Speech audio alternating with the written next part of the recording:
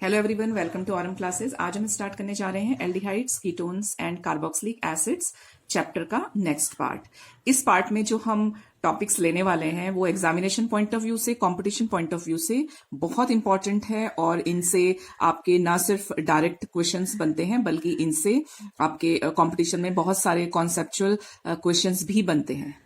तो बहुत सारे इनसे एमसीक्यूज बन सकते हैं और ये एज सच पूरा जो टॉपिक है आपको वो 3 मार्क्स का या 2 मार्क्स का या 4 मार्क्स के आप उसको ब्रेक करके भी ये क्वेश्चंस आ सकते हैं। तो ये 3 टॉपिक हैं स्पेशली जिनमें हम कवर करने वाले हैं और अगर आप एक बार समझ लेंगे तो बहुत ईजी भी है। स्पेशली जिस सेक्शन से हम स्टार्ट करने वाले हैं बहुत ईजी सेक्शन है, आप देखेंगे इसको कि इसमें अमोनिया डेरिवेटिव्स के रिएक्शंस हैं कीटोन्स एंड एल्डिहाइड्स के साथ। और एक हम लेंगे एल्डोल कंडेंसेशन पोर्शन इसके बाद। तो एल्डोल कंडेंसेशन भी इंपॉर्टेंट है। उसके बाद नेक्स्ट जो हम पार्ट लेने वाले हैं वो है कैनिज़ेरो रिएक्शन। तो ये बोर्ड्स पॉइंट ऑफ व्यू से बहुत इंपॉर्टेंट है, यूजुअली आता ही है।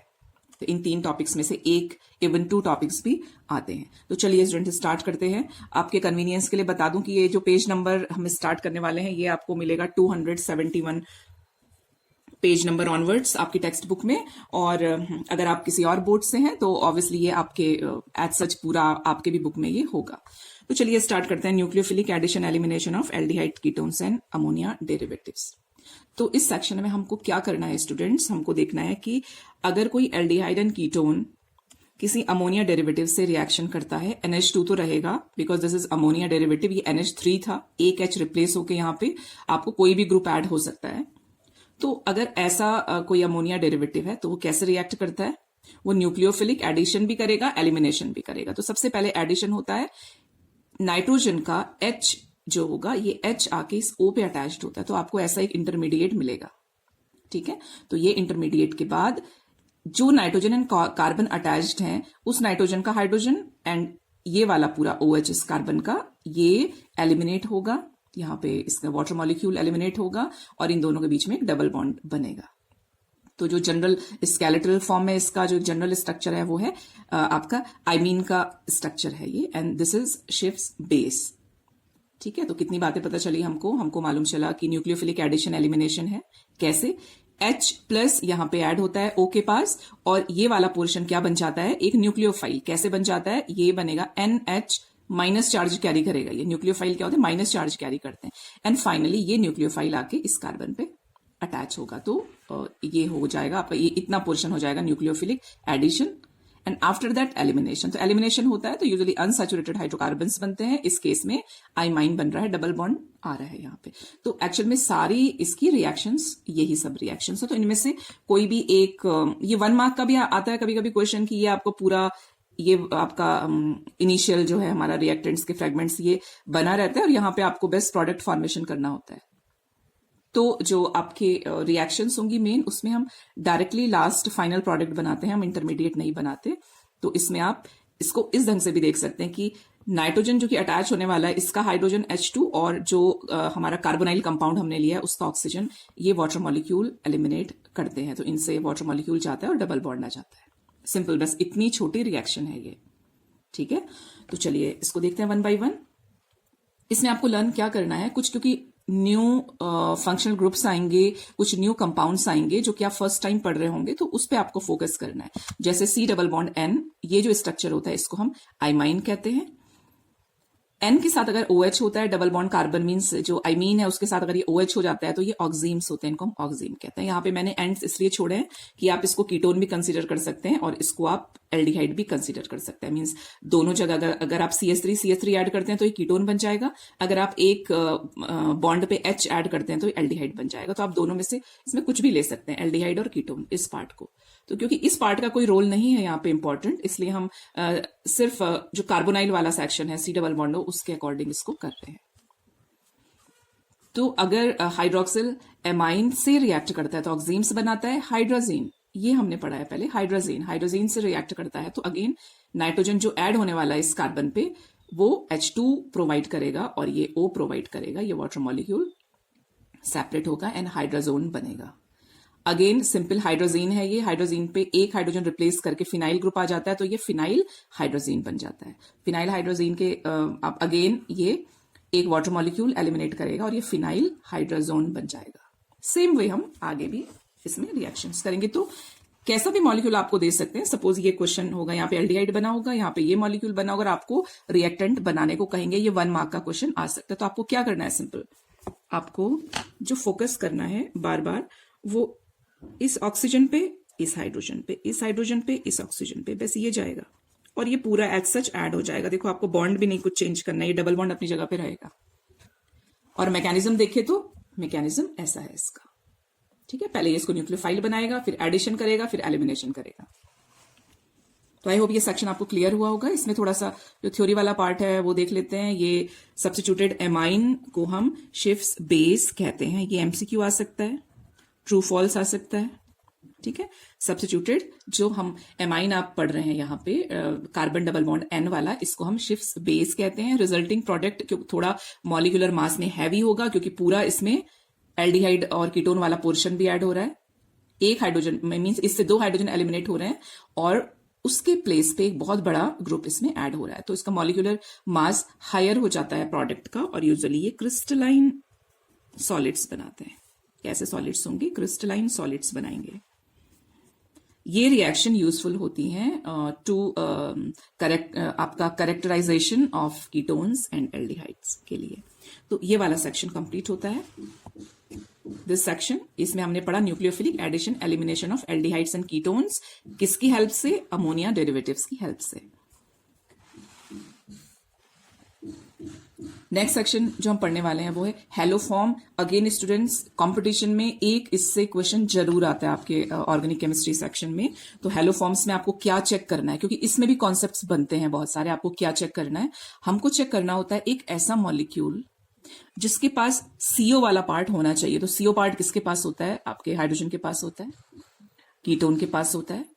और जो सबसे इंपॉर्टेंट पार्ट है इसमें वो है कि सीओ से अटैच्ड CH3 होना चाहिए, मींस मिथाइल ग्रुप होना चाहिए इसमें। तो मिथाइल ग्रुप वाला जो सेक्शन है वो ही हैलोफॉर्म टेस्ट देता है, पॉजिटिव टेस्ट देता है। अगर यहां पे मिथाइल ग्रुप नहीं होगा तो ये पॉजिटिव हैलोफॉर्म टेस्ट नहीं देगा, ठीक है। तो इस फैशन में कैसे कैसे मिथाइल ग्रुप प्रोवाइड हो सकता है कार्बोनाइल को, स्पेशली कार्बन के पास अगर ऑक्सीजन है तो। एक तो एल्डिहाइड के केस में स्पेशली एसिटाल्डिहाइड, फॉर्मल्डिहाइड में नहीं होगा। अगर ये HCHO होगा तो फॉर्मल्डिहाइड नहीं देता है हैलोफॉर्म टेस्ट, ठीक है, ये याद रखेंगे।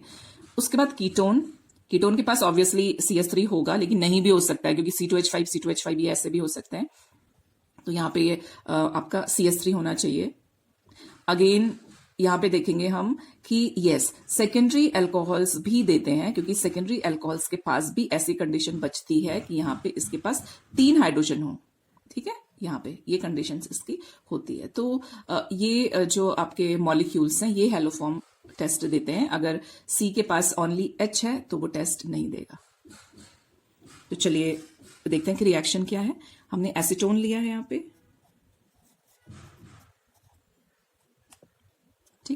तो एसीटोन का हम रिएक्शन करते हैं in the presence of sodium hydroxide and iodine, NaOI से हम इसकी रिएक्शन करते हैं। तो आप देख रहे हैं कि फॉर्मेशन क्या हो रहा है, इसमें आयोडोफॉर्म फॉर्मेशन हो रहा है, ठीक है। और इसमें सोडियम हाइपोआयोडाइड, सोडियम हाइपो आयोडाइड, या इसमें हम कोई भी हाइपो हैलाइड यूज करते हैं। तो कोई भी हाइपोहैलाइड आप ले सकते हो इसमें, यहाँ क्योंकि हैलोफॉर्म है ना। हैलोफॉर्म मीन्स ये आइडोफॉर्म बना सकता है, क्लोरोफॉर्म बना सकता है। तो यहाँ पे आपका हैलोजेंस के कोई भी CHX3 टाइप ऑफ ये रिएक्टेंट्स प्रोडक्ट प्रोड्यूस करता है। तो यहाँ पे आप देखेंगे एसीटोन है, ये रिएक्शन है, ठीक है। यहाँ पे तो मिथाइल ग्रुप से हैलोफॉर्म फॉर्म होगा। तो यहाँ पे आप देखेंगे कि ICH2 वाला यहाँ पे ओनली CH ये रहेगा, और इधर से I3I प्रोवाइड होंगे। यहाँ पे इस CH को 3I यहाँ पे प्रोवाइड होंगे, और जो ये वाला सेगमेंट हमारा बचेगा फिर वो होगा इस वाले पोर्शन से CH3 CO और यहाँ से ONA। तो ये कार्बोक्सिलिक एसिड का सॉल्ट बनेगा, ठीक है। ये कार्बोक्सिलिक एसिड का सॉल्ट है आपका। और आप देख रहे हो कि Na यहाँ पे 3 Na है, यहाँ पे 2 कंज्यूम हो जा रहे हैं, यहाँ पे 1 Na सॉल्ट फॉर्मेशन कर रहा है। तो ये इसका रिएक्शन है। हेलोफॉर्म रिएक्शन, तो ये इंपॉर्टेंट है, इसको आपने ध्यान में रखना है। नेक्स्ट जो टॉपिक है वो है एल्डोल कंडेंसेशन। तो एल्डोल कंडेंसेशन भी अगेन इट्स वेरी इंपॉर्टेंट। ये भी न्यूक्लियोफिलिक एडिशन एंड एलिमिनेशन दोनों रिएक्शंस देता है। इसमें आपको जो ध्यान रखना है, जैसे इससे पहले आइडोफॉर्म में हमने देखा था कि CH3 ग्रुप होना चाहिए कार्बोनाइल से अटैच्ड, क्योंकि CH3 ग्रुप में आपका जो CH तो आइडोफॉर्म या हेलोफॉर्म बनाने के लिए हेल्प करेगा, और जो CH3 का दो हाइड्रोजन होते हैं वो दो NaO बच जाते हैं, उसके साथ ये दो हाइड्रोजन जाते हैं तो NaOH बनाते हैं, and that way reaction complete होती है। तो उसमें आपको वो ध्यान रखना है। एल्डोल कंडेंसेशन में आपको ये याद रखना है कि इस केस में एल्डोल कंडेंसेशन वो ही एल्डिहाइड्स और कीटोन्स देते हैं जिनके पास अल्फा हाइड्रोजन होता है। तो अल्फा हाइड्रोजन होगा तो ये हाइड्रोजन यहाँ पे ये ऑक्सीजन के लोन पेयर्स अट्रैक्ट करेगा और ये इस पे अटैच हो जाता है और फिर ये न्यूक्लियोफाइल बनता है। ठीक है, दोनों में से अभी यहाँ पे तो क्योंकि सेल्फ आपका कंडेंसेशन हो रहा है, एक ही मॉलिक्यूल लिया है हमने, यहाँ पे भी इथेनॉल लिया है, यहाँ पे भी इथेनॉल लिया है। तो इस केस में आप किसी को भी न्यूक्लियोफाइल बना सकते हैं। इस केस में हमारा ये न्यूक्लियोफाइल बनेगा क्योंकि जब H इसके पास चला जाएगा तो एक इलेक्ट्रॉन देके जाएगा इसको, इस केस में ये वाला न्यूक्लियोफाइल होगा हमारा। ठीक है, और फिर एडिशन, ये पूरा यहां से CH2 पूरा इस कार्बन पे, क्योंकि देखो ये कार्बन से अगर ये हाइड्रोजन अटैच होता है तो यहाँ पे ये कार्बन पे पॉजिटिव चार्ज आएगा, ये CH2 पे नेगेटिव चार्ज आएगा क्योंकि ये हाइड्रोजन इसको इलेक्ट्रॉन दे के जाएगा। तो यहाँ पे इट विल फॉर्म न्यूक्लियोफाइल, ये न्यूक्लियोफाइल इस कार्बन पे जाके ऐड होने वाला है, मतलब अटैक करेगा, मीन्स न्यूक्लियोफिलिक एडिशन होगा यहाँ पे। तो ये CH2 पूरा पोर्शन देखो यहाँ पे ऐड हो गया। कैसे हमारा मॉलिक्यूल है CH3COH, CHOH, ठीक है, CHOH, क्या बचा इधर CH2COH, CH2COH। ये जो इंटरमीडिएट है इसको हम एल्डोल कहते हैं।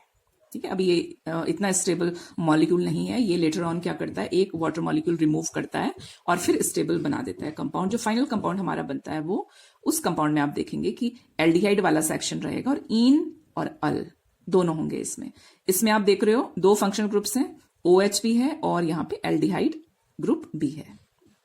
नेमिंग आप इसका कर सकते हैं, IUPAC नेमिंग मैंने यहाँ पे नहीं लिखा है, आप यहाँ पे खुद से करिए इसका IUPAC नेमिंग। यहाँ पे आएगा 1 2 3 3 हाइड्रोक्सी और 1 2 3 4, ठीक है, ब्यूटेनल, 3 हाइड्रोक्सी ब्यूटेनल, ऐसा इसका नेमिंग होगा। यहाँ पे आप लिखेंगे और ये final but two enal, this is the final product if you will take reactants ethanol. ऐसे ही आप कीटोन का भी कर सकते हैं। तो कीटोन में भी हमने देखा, अगर आप एसीटोन लेते हैं, यहाँ पे ये दोनों एसीटोन है, एसीटोन एसीटोन, या प्रोपेनोन प्रोपेनोन, आप IUPAC नेम्स भी लिख सकते हैं। तो इस केस में आप देख रहे हो कि इसके रेफरेंस में दिस इज अल्फा, इसके रेफरेंस में this is alpha, this is also alpha, ये भी ले सकते हैं आप, ये भी ले सकते हैं आप। तो हम यहाँ पे ये ले रहे हैं। तो अगेन ये हाइड्रोजन इस O पे जाएगा, ये न्यूक्लियोफाइल बनेगा, ये लेटर ऑन CH2 यहाँ पे इस कार्बन पे अटैक करेगा और ये ऐसे अटैच हो जाएगा। कैसे दिखेगा, CH3CH3COH, CH3CH3COH, क्योंकि ये वाला हाइड्रोजन यहाँ पे आने वाला है, इसके पास लोन पेयर है। ठीक है, और ये पोर्शन से डायरेक्ट यहाँ पे अटैच हो जाएगा CH2CH3OH, CH2CH3OH ऐसे। इसको हम कहते हैं कीटोल। जैसे एल्डिहाइड के केस में हम जो बनता है हमारा वो बनेगा एल्डोल, यहाँ पे बनेगा कीटोल। और इस पे भी आप दो फंक्शनल ग्रुप्स देख रहे हो, यहाँ पे आप कीटोन देख रहे हो और यहाँ पे आप अल्कोहल देख रहे हो। ठीक है, तो ये भी एक क्वेश्चन बन सकता है MCQ में कि जो इंटरमीडिएट होता है या आप जो एल्डोल कंडेंसेशन में अगर कीटोन लेते हैं तो जो न्यूक्लियोफिलिक एडिशन होगा उस प्रोडक्ट में कितने फंक्शनल ग्रुप्स होते हैं, and name those functional groups. तो आप कह सकते हैं इसमें OHN कीटोन होता है, एल्डिहाइड के केस में OHN एल्डिहाइड होता है। लेटर ऑन आपके इस केस में जो हमारा एल्डिहाइड्स होता है इसमें वाटर मॉलिक्यूल एलिमिनेट हो जाता है। इस केस में वाटर मॉलिक्यूल एलिमिनेट नहीं होगा क्योंकि यहाँ पे हाइड्रोजन आपको इस वाले केस में अगर यहां से ये OH जाता है, ये एक्चुअल में अपना ऐसे ही स्टेबिलिटी देता है। तो यहां से भी आपके यहाँ से एक, जैसे इस वाले केस में क्या था, OH यहां से गया और यहां से एलिमिनेशन हुआ H का, हाइड्रोजन का एलिमिनेशन, तो ये ऐसे बनता है। ठीक है, यहाँ पे आपका कीटोल स्टेबिलिटी देता है तो कीटोल ही रहेगा।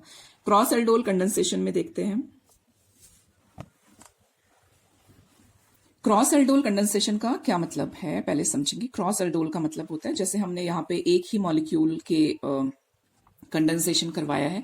क्रॉस एल्डोल का मतलब होता है इफ जो रिएक्टेंट्स हैं, if we are taking different molecules, जैसे यहां पे हमने लिया है 2 कार्बन वाला इथेनल, यहां पे हमने लिया है प्रोपेनल, ठीक है, डिफरेंट डिफरेंट है ये, इथेनल प्रोपेनल। अब इससे भी, इस सेक्शन से ही देखो कितने क्वेश्चंस बन सकते हैं। आपसे ये भी पूछ सकते हैं कि इथेनल एंड प्रोपेनल अगर एल्डोल कंडेंसेशन करते हैं then how many products are formed, तो आप कहेंगे दे 4 प्रोडक्ट्स आर फॉर्म्ड। या ये पूछ सकते हैं कि किस किस टाइप का कंडेंसेशन इसमें हो सकता है, तो आप लिखेंगे सेल्फ कंडेंसेशन, मतलब ये मॉलिक्यूल खुद से ही कंडेंसेशन करेगा और ये मॉलिक्यूल खुद से ही कंडेंसेशन करेगा। एक पॉसिबिलिटी ये होगी, तो एक एक प्रोडक्ट तो इससे बनेंगे। एक पॉसिबिलिटी ये होगी जब ये दोनों एक दूसरे से कंडेंसेशन करेंगे, तो थर्ड वाला जो प्रोडक्ट बनेगा वो बनेगा। अब फोर्थ कौन सा होगा? फोर्थ होगा, देखो सेकंड तो वो होगा जिसमें एक ये वाला न्यूक्लियोफाइल बनेगा, और जो फोर्थ प्रोडक्ट होगा जिसमें ये न्यूक्लियोफाइल बनेगा। ठीक है, कैसे, चलो हम देखते हैं अभी। तो इथेनल एंड प्रोपेनल, सबसे पहले हम देखेंगे, इस पे फोकस करेंगे, सेल्फ कंडेंसेशन। तो ये हमने ऊपर पढ़ा है सेल्फ कंडेंसेशन, अभी आप बस इसको देखेंगे। तो इससे क्या बन सकता है? CH3CHO, और ऐसा ही एक और CH3CHO होगा। ठीक है, यहां पे हमने लिया था ना CH3CHO। तो इस केस में क्या होगा, ये वाला हाइड्रोजन इसको ऑक्सीजन प्रोवाइड कर रहा है। फाइनल प्रोडक्ट की बात अगर हम करें तो फाइनल प्रोडक्ट में आप डायरेक्ट आप ऐसे भी लिख सकते हैं कि यहाँ पे जो फॉर्मेशन हो रहा है वो पूरा ये 2 हाइड्रोजन एंड 1 ऑक्सीजन गया और डबल बॉन्ड लगा देंगे। ठीक है, फाइनल प्रोडक्ट तो यही बन रहा है ना, तो आप ऐसे भी इसको देख सकते हैं। तो अगर आप इथेनल लेते हैं तो आपको फाइनल प्रोडक्ट क्या बनेगा? फाइनल प्रोडक्ट होगा हमारा CH3CH डबल बॉन्ड CH3, क्योंकि ऑक्सीजन भी जाएगा और ये जो दूसरा वाला आप इथेनॉल ले रहे हो उसके हाइड्रोजन से 2 हाइड्रोजन जाएंगे, तो ये बनेगा CH3CH डबल बॉन्ड, इसके 2 हाइड्रोजन गए, इसके जैसा जो दूसरा मॉलिक्यूल था CH3, तो ये बनेगा CH3CH, ये यहाँ पे आपका एल्डिहाइड था, डबल बॉन्ड O था, और इस केस में ये CH3 था, है ना, तो यहाँ पे डबल बॉन्ड O गया और ये CH3 से 2 हाइड्रोजन गए, तो वाटर मॉलिक्यूल गया, ये फॉर्मेशन हुआ, तो एक प्रोडक्ट तो ये बनेगा इससे। प्लस सेल्फ कंडेंसेशन की बात कर रहे हैं, अब इसका आएगा, तो अब यहाँ पे आपको फोकस करना है, क्योंकि अभी तक हमने ऐसा कोई भी प्रोडक्ट नहीं लिया ऊपर जिसमें कि बीटा तक कार्बन थे, मींस यहीं पे कार्बन था और यहीं से हम कर रहे थे एलिमिनेशन। तो आपको बहुत ध्यान देना है कि जो हाइड्रोजन जाएगा, जिस पॉइंट से न्यूक्लियोफाइल अटैक करेगा, वो ये वाला कार्बन होगा हमेशा अल्फा, ये वाला नहीं होगा। ठीक है, वो कार्बन होगा जो कार्बोनाइल ग्रुप से नियरेस्ट होगा, इसको हम अल्फा कार्बन कहते हैं। तो ये अल्फा कार्बन से एलिमिनेशन होगा। तो इस केस में क्या होगा, देखो फिर से देखते हैं, ऐसा ही एक और मॉलिक्यूल होगा CH3CH2, CH अपनी जगह पे रहेगा, ये O जाएगा एक मॉलिक्यूल से, और दूसरे मॉलिक्यूल से कौन जाएगा, ये 2 हाइड्रोजन जाएंगे यहाँ पे। ठीक है, तो ये बनेगा CH डबल बॉन्ड CH, और यहाँ पे 1 2 3 4, वहां ये हाइड्रोजन जाएगा, 1 2 3 4 हो गया ना कंप्लीट। तो यहाँ पे ये हाइड्रोजन जाएगा, तो ये 2 हाइड्रोजन जाएंगे और ये ऑक्सीजन जाएगा। एक मॉलिक्यूल से ओनली ऑक्सीजन जाएगा जो सबस्ट्रेट की तरह काम करता है, दूसरे मॉलिक्यूल से ये दोनों हाइड्रोजन जाएंगे जो न्यूक्लियोफाइल की तरह एक्ट करेगा। ठीक है, और जहां से हाइड्रोजन जाएंगे उसी पॉइंट से दूसरे ऑक्सीजन पे अटैच होगा। चलिए मैं करके दिखाती हूँ, आपको कंफ्यूजन हो रहा होगा। एक मिनट,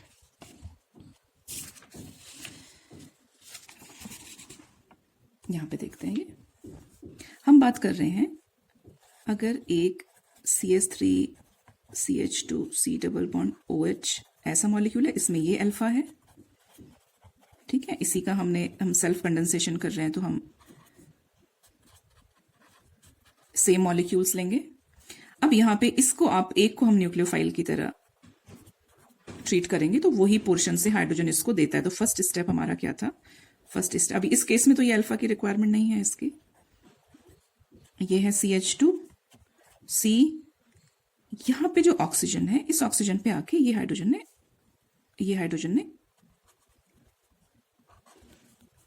ऐड होना है यहाँ पे। ठीक है, तो ये हो गया C। अब यहां पे हमने इस O पे तो H ऐड हुआ, ये H अपनी जगह रहेगा। अब जो ऐड होगा पार्ट, वो इसी पार्ट से ऐड होगा। एक हाइड्रोजन आया, इसका मतलब अभी एक हाइड्रोजन इसके पास बचा है, और ये वाला जो CH3 है, देखो ये वाला जो CH3 है, इसको बार बार मार्क करेंगे, ये CH3 यहाँ पे है। ठीक है, और CH डबल बॉन्ड ऐसे। अब जो नेक्स्ट स्टेप इसमें होने वाला है, नेक्स्ट स्टेप में आप क्या करेंगे, जो एलिमिनेशन होगा, ये तो न्यूक्लियोफिलिक एडिशन था, वो ये वाला OH एंड ये वाला हाइड्रोजन का होगा। ठीक है, तो फिर से क्या बनेगा, CH3 CH2 final product CH double bond C CH3।